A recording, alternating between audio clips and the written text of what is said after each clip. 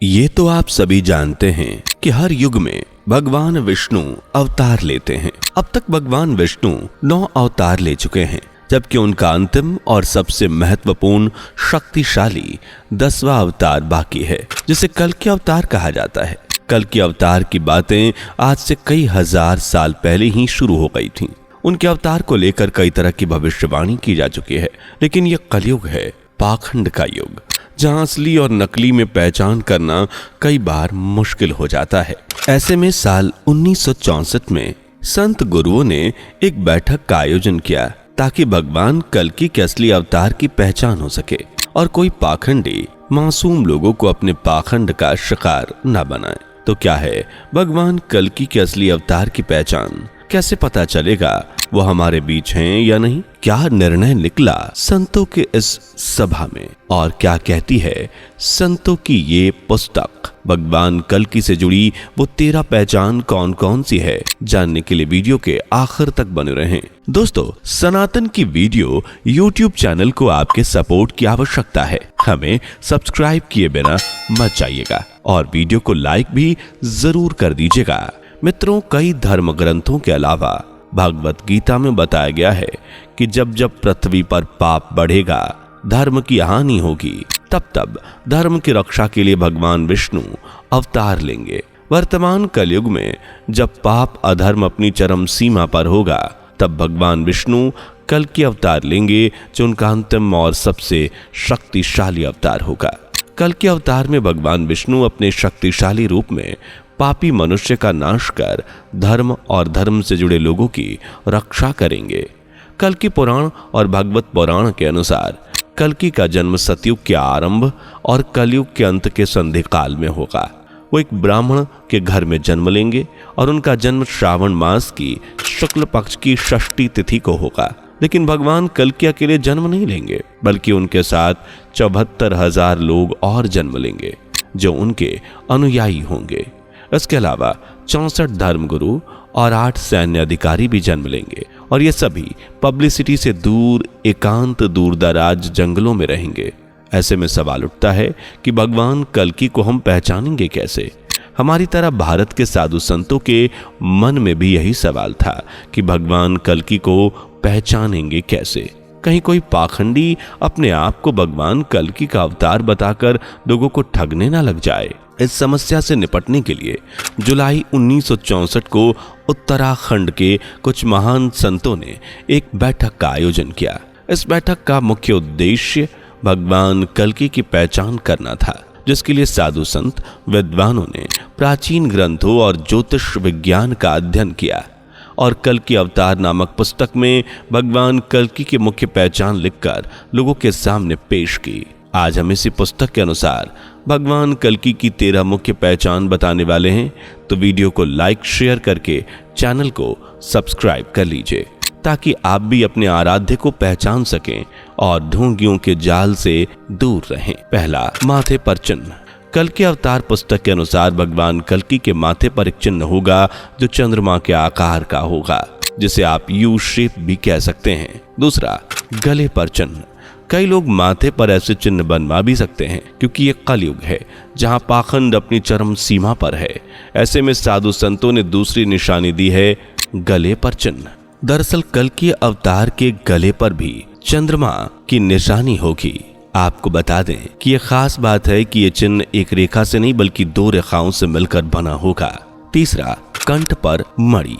भगवान कल्कि की अलग पहचान होगी, उनका कंठ। जी हाँ, उनके कंठ पर एक चिन्ह होगा, लेकिन ये चंद्रमा का नहीं बल्कि कौस्तुभ मणि का चिन्ह होगा। बता दें कि कौस्तुभ मणि भगवान या उनके अवतारों द्वारा पहने जाने वाला आभूषण है, जिसे कोई चाहकर भी कॉपी या चोरी नहीं कर सकता। चौथा, नामकरण। भगवान कल्कि जब अवतार लेंगे तो उनका नाम कल्कि नहीं होगा, बल्कि किसी आम बच्चे की तरह उनके नामकरण की प्रक्रिया होगी और उनका नामकरण भारत के किसी महापुरुष के नाम पर रखा जाएगा। नंबर 5, नाम का पहला अक्षर। कहते हैं कि नाम ही व्यक्ति की पहचान है। यहाँ भी ऐसा ही होगा। भगवान कल्कि का नाम भी उनकी एक पहचान बनेगा। साधु संतों के अनुसार उनका नाम श्र शब्द से शुरू होगा। अब वो श्र से श्रवण भी हो सकते हैं, श्र से श्रीदाम भी हो सकते हैं, लेकिन श ही जैसे प्राचीन समय में हुआ करते थे। 6 विवाह। मित्रों, कल्कि पुराण में पढ़ा जाए तो उसमें भगवान कल्कि से जुड़ी कई बातें हमें जानने को मिलती हैं और साधु संतों ने जो बात कही है वो भी इस ग्रंथ का परिणाम है। कल्कि अवतार और कल्कि पुराण के अनुसार भगवान कल्कि के 2 विवाह होंगे। उनकी 2 पत्नियां होंगी। पहली पत्नी लक्ष्मी रूपी पद्मा और दूसरी माता वैष्णव देवी रूपी रमा। अपनी दोनों ही पत्नियों से भगवान कल्कि को मेघमाल, बालहक, जय और विजय नाम के 4 पुत्र होंगे। इसके अलावा उनकी एक पुत्री भी जिनका जिक्र मिलता है और ये भी असली कल्कि अवतार की पहचान में मदद करेंगे। 7वां 24 अंक। विद्वानों के अनुसार भगवान कल्कि जब अवतार लेंगे तो उनके जीवन में 24 अंक का एक विशेष महत्व होगा। 24 अंक उनके जीवन से सीधे तौर पर जुड़ा हो सकता है। साथ ही वो 24 अक्षर के एक विशेष मंत्र को पूरे विश्व में फैलाने का काम करेंगे जो कलयुग के अंत में भगवान कल्कि को सहारा भी दे सकता है। 8वां जन्म कुंडली। भगवान कल्कि की जन्म कुंडली में भी हमें असली और नकली कल्कि अवतार के बारे में पता चलेगा। साधु संतों के अनुसार भगवान कल्कि की कुंडली में लगन का स्वामी चंद्रमा, शुक्र और बुध से युक्त होगा। 9वां साहित्य की रचना। मित्रों, भगवान कल्कि द्वारा एक विशेष साहित्य की रचना की जाएगी जो कलयुगी मनुष्य के विचारों में बदलाव लाने का काम करेगा। उनके साहित्य को विचार क्रांति के लिए महत्वपूर्ण माना जाएगा। 10वां जन्म स्थान। भगवान कल्कि के जन्म को लेकर कई ग्रंथ में अलग अलग बातें लिखी गई हैं। कोई तिथि अलग बताता है तो कोई स्थान, जैसे कुछ के अनुसार भगवान कल्कि ओडिशा के एक सीक्रेट स्थान पर जन्म लेंगे। हालांकि इस स्थान का नाम भी संभल ही होगा। जबकि कुछ के अनुसार भगवान कल्कि का जन्म उत्तर प्रदेश में होगा, जबकि कुछ उनका जन्म मध्य प्रदेश में भी बताते हैं। हालांकि इन सभी केसेस में एक चीज कॉमन है और वो है संभल। कल्कि अवतार में भी साधु संतों ने संभल नगरी का जिक्र किया है। भगवान कल्कि संभल नामक नगर में जन्म लेंगे। 11 परिवार। भगवान कल्कि का जन्म एक साधारण से हिंदू परिवार में होना बताया गया है। धर्म ग्रंथों के अनुसार उनका बचपन काफी मुश्किलों से गुजरेगा, लेकिन वो सभी मुश्किलों को पार करते हुए ईश्वर का ध्यान करते हुए बड़े होंगे। जबकि कलयुग में पाप अपने चरम पर होगा, तब वे अपनी असली अवतार में आकर लोगों की रक्षा करेंगे।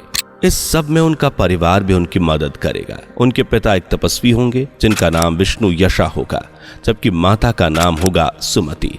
इसके अलावा उनके भाई भी होंगे जिनके नाम सुमंत, प्राज्ञ और कवि बताए गए हैं। 12वां संगठन के स्वामी। भगवान कल्कि को एक बड़े संगठन का स्वामी बताया गया है।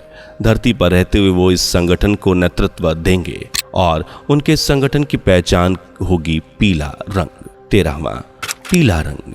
सिर्फ संगठन ही नहीं बल्कि कल्कि के पूरे जीवन में पीले रंग का बड़ा ही महत्व देखने को मिलेगा।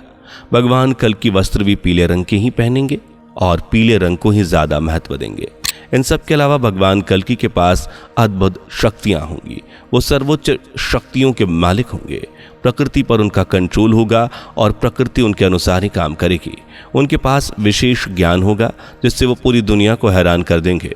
उनके ज्ञान के सामने खुद को भी सबसे ज्ञानी बताने वाले नतमस्तक हो जाएंगे। त्रेता युग में भगवान श्री राम विष्णु जी के 12 कलाओं, जबकि द्वापर में भगवान श्री कृष्ण 16 कलाओं के अवतार थे। और इस युग में कलयुग में भगवान कली विष्णु जी के 64 कलाओं के अवतार होंगे। इससे आप अंदाजा लगा सकते हैं कि वो कितने शक्तिशाली होंगे। इतना ही नहीं, भगवान कल्कि का जन्म भले हिंदू धर्म में होगा, लेकिन वो सभी धर्मों में पूजे जाएंगे। इस्लाम धर्म में उन्हें हजरत मोहम्मद के नाम से पूजा जाएगा, जबकि ईसाई धर्म में जीसस के नाम से, वहीं सिख धर्म में उन्हें गुरु नानक देव की तरह माना जाएगा। यानी भगवान कल्कि हर धर्म में पूजे जाएंगे। वैसे आपको क्या लगता है दोस्तों, क्या भगवान कल्कि के नाम पर कोई पाखंड कर पाएगा? कमेंट करके अपनी राय बताइए। वीडियो पसंद आई हो तो लाइक करके चैनल को सब्सक्राइब करें। मिलते हैं अगली वीडियो में, तब तक के लिए बाय बाय। दोस्तों, आपकी स्क्रीन पर 2 और वीडियोस दिख रही हैं, जिसे देखने के लिए स्क्रीन पर क्लिक करें। दोनों देखिएगा, बहुत अच्छी वीडियो बनी है।